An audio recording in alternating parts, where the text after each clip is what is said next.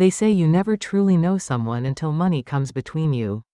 I'm Margaret Henderson, 70 years old, and 3 days ago, I watched my daughter-in-law try to steal $87 million from me.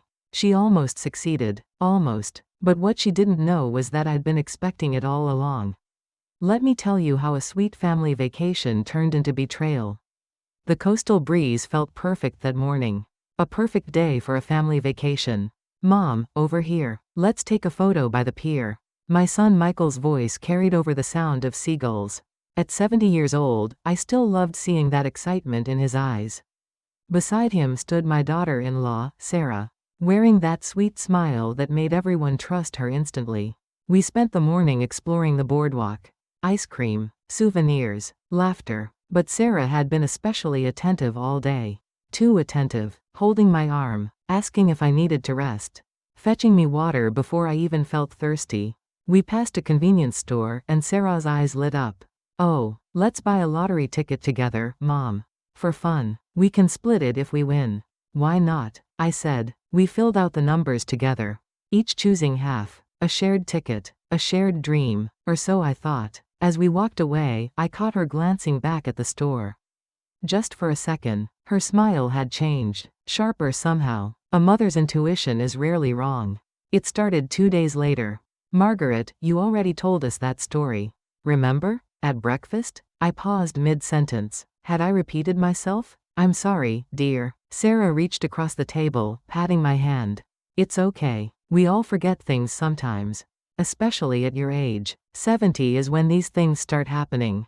At your age. 70. Michael looked concerned. Mom, are you feeling all right? You do seem a little scattered lately. Scattered. Margaret Henderson had run a business for 30 years. Managed accounts down to the penny. Never missed a birthday or anniversary. But suddenly I was scattered? Over the next few days, it happened again. And again. Mom, didn't we already visit that shop yesterday? Mom, you left your sunglasses at the restaurant. Mom, you're wearing your shirt inside out. Each comment came with concern. With gentle touches. With that patient tone people use when speaking to children. But her eyes told a different story. I began to wonder, was I really becoming forgetful? Or was someone trying very hard to make me appear that way? The notification came at 6:47 a.m. Congratulations. Your ticket has matched all 6 numbers. $87 million. I sat there in my hotel bed, staring at the screen. My hands trembled. At breakfast, Sarah was unusually cheerful. Did anyone check the lottery numbers? She asked casually. Too casually. I forgot we even bought a ticket, Michael laughed. Sarah's smile tightened. Well, Mom and I bought it together. Where is the ticket, by the way? In my purse. We should check it. I pulled out my phone. Opened the lottery app. Turned the screen toward them. Already checked. We won. $87 million. Michael nearly knocked over his orange juice. What? But I wasn't watching my son. I was watching Sarah. Her face went through a fascinating transformation. Shock. Joy. Then something calculating. We're rich. She squealed, hugging me. We're rich. Not you're rich. We. The ticket's safe in your purse? She asked, her hug lasting just a little too long. Very safe. Maybe I should hold on to it? You know how forgetful you've been lately.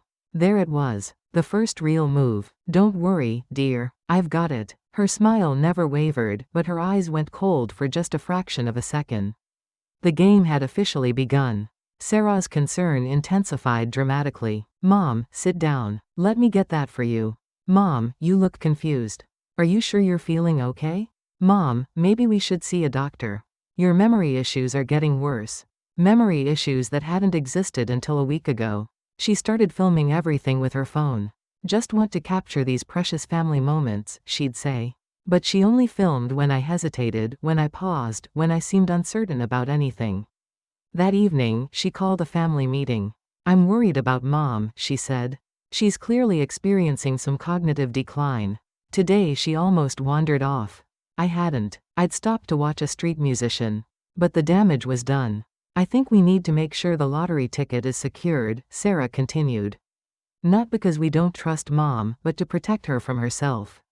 What if she loses it? What if someone takes advantage of her? The ticket is safe, I said quietly. I know you think so, Mom. But maybe you should let me hold it? I'm keeping the ticket with me. Her jaw tightened. Just for a second. Of course. If that's what you want. But her eyes said we'll see about that. The next morning, I woke to find Sarah in my hotel room. Sorry, Mom. I heard a noise and wanted to check on you. The connecting door I distinctly remembered locking. She stood near the dresser. My purse sat on the chair nearby. That afternoon, Michael suggested we take a walk. Just the two of us. Sarah had some errands to run, he said. When we returned 90 minutes later, I knew immediately. My room had been searched. Nothing obvious, but things were moved, slightly, carefully. My purse sat exactly where I'd left it. But the inner pocket zipper was open. The lottery ticket was gone. My heart should have raced. I should have panicked. But I didn't, because I'd been expecting this. I knocked on Sarah's door. The lottery ticket is missing. Her hand flew to her mouth. What? No. Did you check everywhere? I checked. It's gone. Oh my God. Mom, did you move it somewhere else? Sometimes when you forget. I didn't forget. She looked at Michael. We need to search the room. Maybe it fell out. Maybe someone took it. Sarah's eyes went wide. Mom, you can't possibly think that I didn't say who took it. But you're implying. She looked hurt. Betrayed. How could you even suggest that I would steal from you? Perfect tears at perfect moments. Michael looked torn. Mom, Sarah would never. Then where is the ticket? I don't know. But accusing me, Sarah's voice broke. I pulled out my phone. Opened my photo gallery. This is video from my phone, which I left recording in my purse this afternoon. Sarah's tears stopped abruptly. Would you like to watch it? Or should I just tell Michael what's on it? Mom, what's going on? Michael looked between us, confused. I handed him my phone. Watch. The video played, clear as day. Sarah entering my room, moving to my purse, finding the lottery ticket, staring at it, then pocketing it. Michael's face drained of color. Sarah? She stood frozen. Then her shoulders slumped. Real tears began to fall. I'm sorry, she whispered. I'm so sorry. We're drowning in debt. Credit cards. Medical bills from my dad's surgery. I didn't know what else to do. Michael reached for her. Why didn't you tell me? Because I was ashamed. When we won, I thought maybe this was our chance. I wasn't going to keep it all. I just wanted to make sure we got our fair portion before it was lost because of my supposed dementia? I finished. She flinched. I was scared you'd lose the ticket. Or that someone would take advantage of you. I was trying to protect the family. It was a good performance.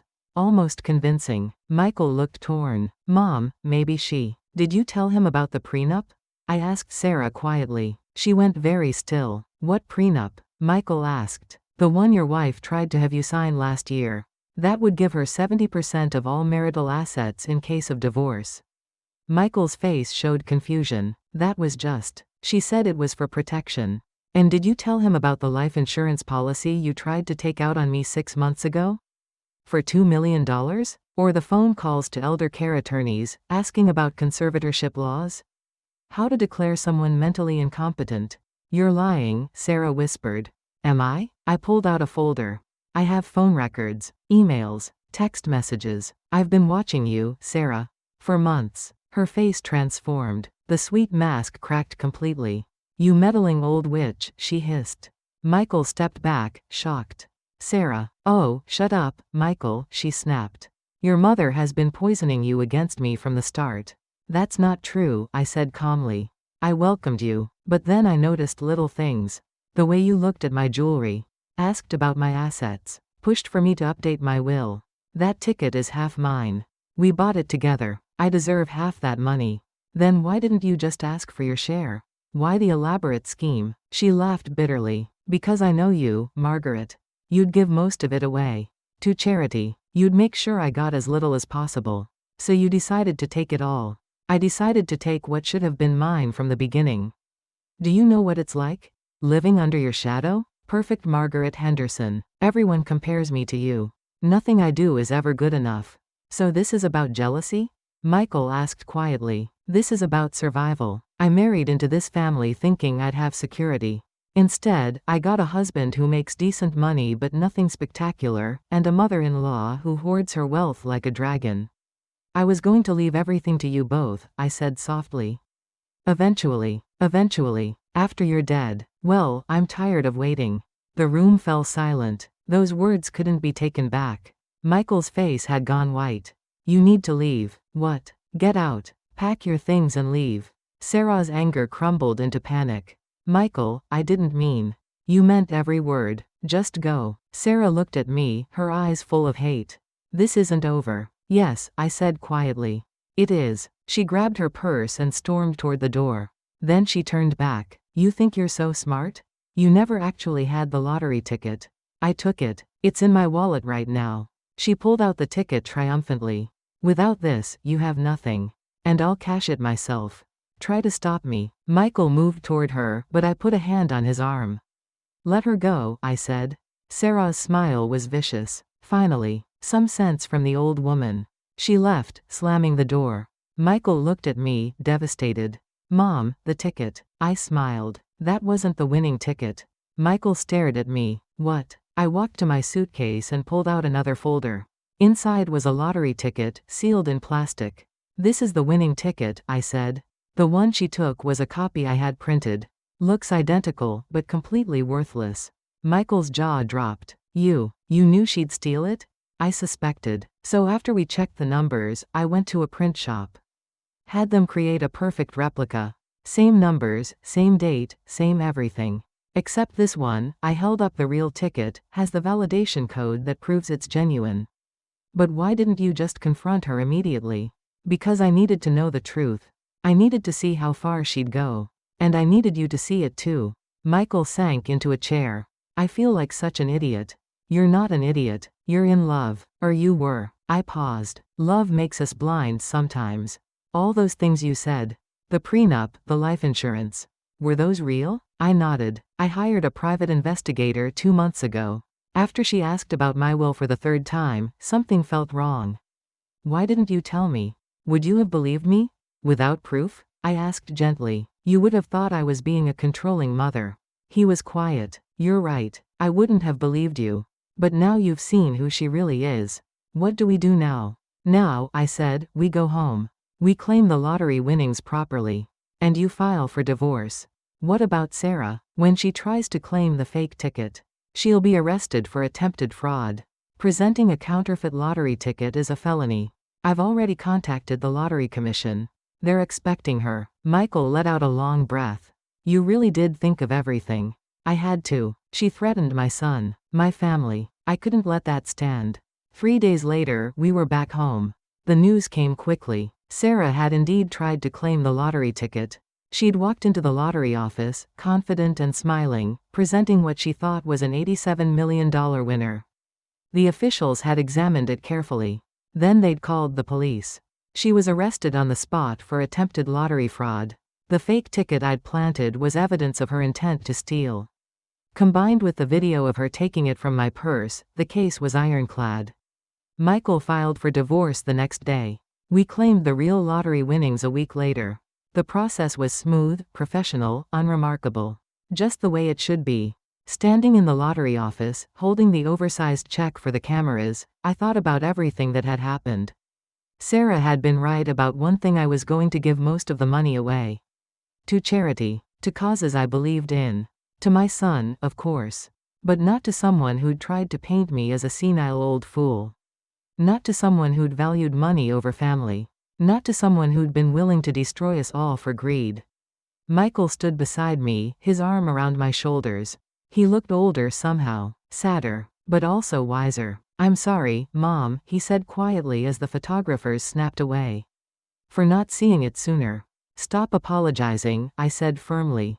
You loved someone. That's nothing to be ashamed of. She's the one who should be ashamed. What will you do with the money? I smiled. First, I'm taking you on a real vacation. One without any drama. Then I'm going to set up a trust fund for any future grandchildren you might have. Then I'm going to donate to causes that help elderly people avoid financial exploitation. That's perfect, Mom. And then, I added, I'm going to buy myself a very nice pair of shoes. Because at 70 years old, I've earned the right to spoil myself a little. He laughed. The first real laugh I'd heard from him in days. That night, alone in my house, I made myself a cup of tea and sat in my favorite chair. My phone buzzed. A news notification. Local woman arrested for lottery fraud scheme attempted to cash fake ticket worth $87 million.